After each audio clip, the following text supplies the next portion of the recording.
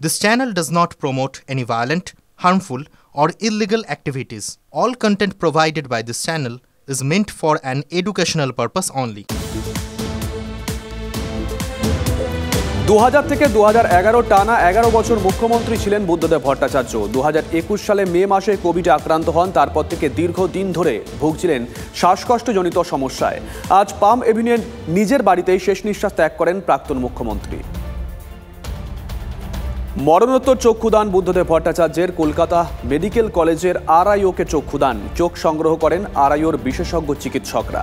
বুদ্ধবাবুর চক্ষুদান প্রক্রিয়া শেষ হওয়ার পরে তার দেহ নিয়ে যাওয়া হয় পিস ওয়ার্ল্ডে। বুদ্ধ প্রয়াণে শোকাহত প্রধানমন্ত্রী। রাজনীতিতে অন্যতম স্তম্ভ ছিলেন বুদ্ধবাবু। দায়বদ্ধতার সঙ্গে রাজ্যের সেবা করেছেন। এক্স স্যান্ডেলে পোস্ট নরেন্দ্র মোদীর। বুদ্ধবাবুর পরিবারকে সমবেদনা জানিয়েছেন প্রধানমন্ত্রী নরেন্দ্র মোদী। রাজ্যের বড় ক্ষতি, বুদ্ধদেব ভট্টাচার্যকে শেষবার দেখে মন্তব্য মুখ্যমন্ত্রীর। এই কঠিন সময়ে বুদ্ধদেব ভট্টাচার্যের পরিবারের পাশে দাঁড়ানোর বার্তা মমতা বন্দ্যোপাধ্যায়ের। বৃহস্পতিবার পূর্ণ দিবস সরকারি ছুটি ঘোষণা করা হয় রাজ্যে। মুখ্যমন্ত্রীর নির্দেশে বৃহস্পতিবার গোটা দিন পাম এভিনিউয়ে ছিলেন রাজ্যের মন্ত্রী ফিরহাদ হাকিম ও অরূপ বিশ্বাস। প্রয়াত বুদ্ধদেব ভট্টাচার্যকে শেষ শ্রদ্ধা রাজ্যের দুই মন্ত্রীর। একজন ভালো ও সৎ মানুষ ছিলেন। রাজনীতিতে এমন মানুষ পাওয়া কঠিন, মন্তব্য ফিরহাদ হাকিমের।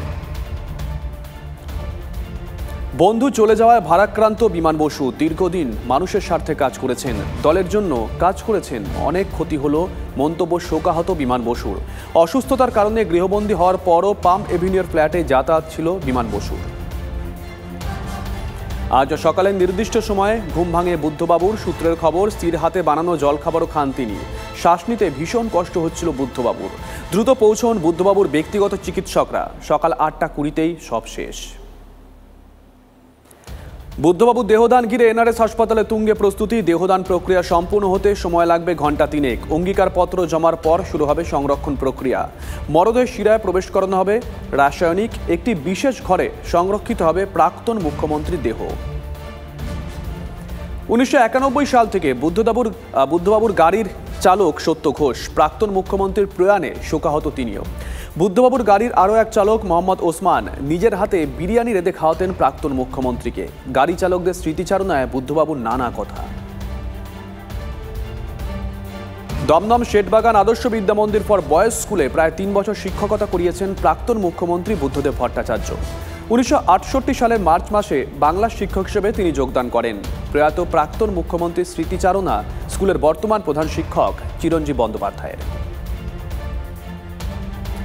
নদীর ওপারে আমবাগানে লুকিয়ে আছে অন্তত 8 জন জামাত জঙ্গি। সুযোগ পেলেই ভারতে ঢুকে আসবে তারা, বিস্ফোরক দাবি মালদার হবিবপুরের যাদবনগর গ্রামের মানুষের। মহানন্দা নদী পেরিয়ে এপারে চলে আসতে পারে জঙ্গিরা, আশঙ্কা করছেন গ্রামবাসীরা। দক্ষিণ 24 পরগনার মথুরাপুর থানার কৃষ্ণরামপুরে বিজেপি কর্মীর সমর্থকদের বাড়িতে হামলার অভিযোগ। বাঁশ লাঠি নিয়ে বিজেপি কর্মীর সমর্থকদের মারধরের অভিযোগ তৃণমূলের বিরুদ্ধে। থানায় অভিযোগ দায়ের দুপক্ষের। জমি দখল নিয়ে সংঘর্ষ, দাবি পুলিশের। বাংলাদেশে অবাধে লুট হত্যালীলা। বাংলাদেশের থানায় থানায় তালা, ঘরে সেদিয়ে পুলিশ বাহিনী। পঞ্চগড় নীলফামারী জেলা লাগোয়া সীমান্ত দিয়ে ভারতে ঢোকার চেষ্টা করতে পারে সংখ্যালঘুরা। কোচবিহার, জলপাইগুড়ি, শিলিগুড়ি, উত্তর দিনাজপুর সীমান্তে বাড়তি তৎপরতা। ভারতীয় পণ্যবাহী লরিতে বাংলাদেশ থেকে অনুপ্রবেশের চেষ্টা। হিলি সীমান্তে বিএসএফ এর হাতে ধৃত বাংলাদেশি যুবক। ধৃত মোহাম্মদ ডাবলু শেখের বাড়ি বাংলাদেশের গাইবান্ধায়। যুবকের পাশাপাশি আটক করা হয়েছে লরির চালককেও। ভারত বাংলাদেশ দীর্ঘ সীমান্তে কড়া নজরদারি। মুর্শিদাবাদের জলঙ্গি সাগরপাড়া সীমান্ত এলাকায় কড়া নজরদারি, কিন্তু তার মধ্যেও নদী পেরিয়ে চেষ্টা হচ্ছে ভারতে ঢোকার। বিএসএফ এর নজরদারিতে নাকি ধরা পড়েছে সেই ছবি, তাই নদীপথে স্পিড বোটে চলছে নজরদারি। অসুস্থ মাকে আনতে না পারার যন্ত্রণা নিয়ে বাংলাদেশ থেকে ফিরে এলেন ছেলে। 40 বছর ধরে নিজের এলাকা ছেড়ে হুগলিতে বসবাস করছেন ঢাকার বীরেন মজুমদার। অসুস্থ মাকে দেখতে কিছুদিন আগে ঢাকায় যান, আটকে পড়েন আন্দোলনে। অসুস্থ মাকে নিয়ে আসার সাহস পাননি বীরেন, আক্ষেপ তার গলাতে ধরা পড়েছে। সরকার পরিবর্তন অভ্যন্তরীণ ব্যাপার, কিন্তু বাংলাদেশের অস্থির পরিস্থিতি সমর্থনযোগ্য নয়। রাজ্যে কেউ গুজবে কান দেবেন না। বাংলায় সম্প্রীতি বজায় রাখুন, বার্তা ফুরফুরা শরীফের পীরজাদা তহা সিদ্দিকীর। বাংলার মানুষকে সতর্ক থাকার বার্তা তহা সিদ্দিকীর। ভারত বাংলাদেশ সীমান্তে চরম উৎকণ্ঠা। জলপাইগুড়ি, মানিকগঞ্জের সাতপুরা সীমান্তে হাজার হাজার মানুষের জমায়েত। ভারতে ঢোকার চেষ্টা রুখে দেয় বিএসএফ জওয়ানরা। এরপরেই সীমান্ত থেকে কিছু দূরে অবস্থান করেন বাংলাদেশিরা। জোকায় ক্যান্সার আক্রান্ত বৃদ্ধের রহস্য মৃত্যু। আবাসনের 5 তলার বারান্দা থেকে পড়ে যান ওই বৃদ্ধ। বেহালা বিদ্যাসাগর হাসপাতালে নিয়ে গেলে মৃত বলে ঘোষণা করেন চিকিৎসকরা। আত্মহত্যা নাকি এর নেপথ্যে অন্য কোনো কারণ, তদন্তে পুলিশ। বাংলাদেশের ছাত্রদের অভ্যুত্থান দ্বিতীয় স্বাধীনতা, এই স্বাধীনতা রক্ষা করতে হবে। অন্তর্বর্তীকালীন সরকার তৈরির আগে ঢাকায় পৌঁছে বললেন মোহাম্মদ ইউনুস। আজ দুপুরে প্যারিস থেকে শাহজালাল বিমানবন্দরে নামেন তিনি। তাকে স্বাগত জানাতে বিমানবন্দরে ছিলেন সেনাপ্রধান ও বৈষম্য বিরোধী ছাত্র আন্দোলনের কর্মীরা। ঢাকার বিভিন্ন এলাকায় বেড়েছে ডাকাতি, ছিনতাই, আতঙ্কে গোটা রাজধানী। ঢাকার উত্তরা, মোহাম্মদপুর, আদাবার থানার বিভিন্ন এলাকায় নিজস্ব টিম গঠন করে পাহারা দিচ্ছেন স্থানীয় বাসিন্দারা। সেনা পুলিশে কোনো ফোন করলে সাহায্য মেলে না, এমনটাই দাবি করেছেন তারা। ভুয়ো কল সেন্টারে হদিশ। বিধাননগর পুলিশ কমিশনারেটের নিউটাউন থানার অভিযান। আটক এক তরুণী সহ মোট 26 জন। গত রাতে নিউটাউনের বিডি ব্লকে গেস্ট হাউসে হানা দেয় নিউটাউন থানার পুলিশ। বিদেশি নাগরিকদের সফটওয়্যার সাপোর্ট, লোন পাইয়ে দেওয়া থেকে শুরু করে নানা প্রলোভন দেখিয়ে প্রতারণার অভিযোগ। এই চক্রের মূল পাণ্ডার খোঁজে তল্লাশি চালাচ্ছে পুলিশ। প্রসূতির মৃত্যু ঘিরে নার্সিংহোমে ভাঙচুর, আগুন ধরিয়ে দেওয়ার অভিযোগ মৃতের আত্মীয়দের বিরুদ্ধে। রেজিনগরের নার্সিংহোমের ঘটনা। মৃত অবস্থাতেও স্যালাইন লাগিয়ে রাখার অভিযোগ। নার্সিংহোমে তাণ্ডব রোগীর পরিবারের, পলাতক নার্সিংহোম কর্তৃপক্ষ ও চিকিৎসকরা। বাংলাদেশের বর্তমান পরিস্থিতির জের সুন্দরবনের জলপথে হাই অ্যালার্ট জারি।